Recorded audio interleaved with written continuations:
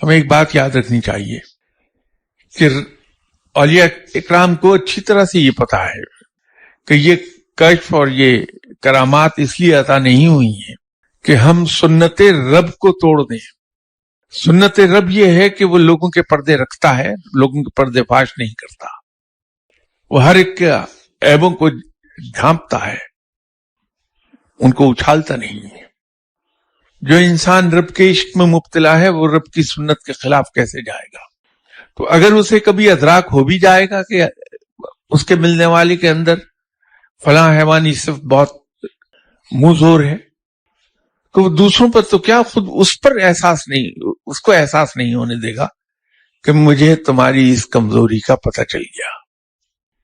یہ لطیفہ اکثر اولیاء کرام کے ساتھ ہوتا رہتا ہے کہ لوگ اس ولی اللہ کے پاس جائیں گے دعا کرانے کے لیے، تو اس کے دروازے سے باہر نکلیں گے تو کوئی جان پہچان کا مل گیا بندہ کہ اچھا تم بھی ادھر آئے تھے، تو فوراً کہ نہیں میں تو ان باتوں کو مانتا ہی نہیں، دعا کے لیے کون آتا ہے؟ میں نے تو سنا تھا کہ یہ آدمی ایسا ہے، تو میں نے کہا چلو اس کو ذرا ٹیسٹ کر کے آتے ہیں، تو میں تو اس کو آزمانے آیا تھا.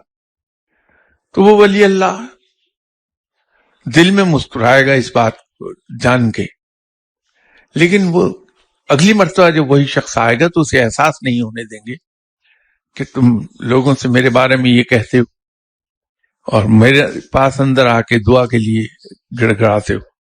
ولی اللہ تو لوگوں کے پردے رکھتا ہے، ان کو فاش نہیں کرتا، لوگوں کے عیبوں کو چھپاتا ہے، پوشیدہ رکھتا ہے، ان کو اچھالتا نہیں ہے، اس لیے کہ یہ سنت رب ہے.